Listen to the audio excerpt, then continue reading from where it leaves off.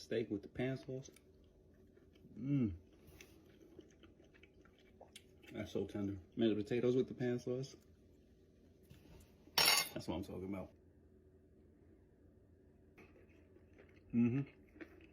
That's good asparagus. Britt, happy birthday. Okay, we got our asparagus. We're gonna give those a quick little trim. Place them in a bowl, head over to the sink and thoroughly wash them. Once your asparagus is good and clean, make sure it's good and dry. Then we're adding some olive oil, not too much, about a tablespoon would be good. Then we're doing seasonings, and you can pretty much do whatever you like. Here, I found some lemon pepper seasonings that I wanted to try. So I'm gonna do my lemon pepper seasoning and maybe some cracked black pepper, and that's pretty much it for my seasonings. Give that a good little toss to mix everything up. Place your asparagus on a baking dish with aluminum foil. Then I'm lining these up in a single row so they can crisp up a little better in the oven. Get any last drops of oil and seasoning from that bowl onto your asparagus. Then these are going into a 400-degree oven for about 12 to 15 minutes. Now, as soon as our asparagus comes right out the oven, I like to plate them up, and then I like to hit them with a little bit of shredded Pecorino Romano cheese. Next, our garlic and cheese mashed. I got about a pound of Yukon Gold potatoes. We're going to peel those.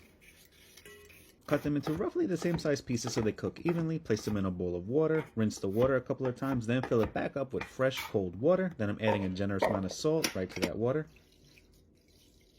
My secret ingredient that I like to boil with the potatoes, some chopped dried onions, a few bay leaves, and a couple cloves of garlic. Once everything is in the pot, bring it over to the stove, medium-high heat, bring this to a boil until fork tender. While the potatoes are cooking, we're going to warm up 1 cup of milk and 1 stick of butter right on the stove.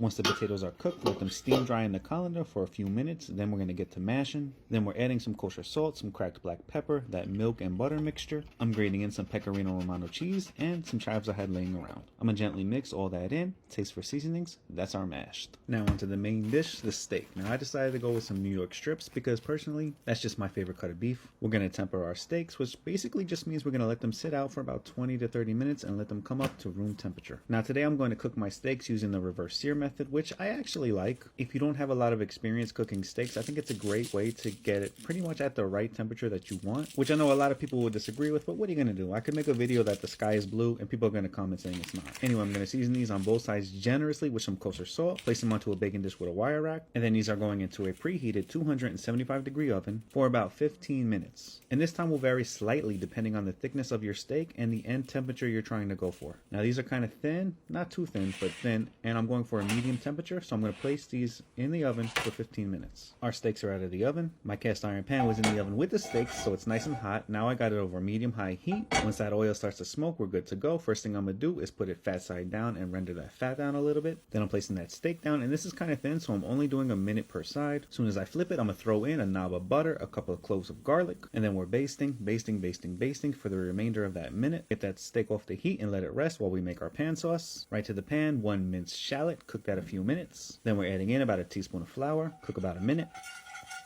Then we're deglazing with half a cup of red wine and half a cup of beef stock. Mix that in, then let this simmer and reduce for about 5 minutes. Squeeze in half a lemon, mix that in, turn off the heat, then we are going to gradually stir in 2 tablespoons of cold butter. Once all the butter's mixed in, I'm adding a little bit of chopped parsley for a little bit of color. I got my steak sliced up, our cheesy mashed potatoes, our roasted asparagus, a little bit, a generous amount of that pan sauce right over the steak. Let me tell you, this really hit the spot. Britt, happy birthday. Thank you for the suggestion.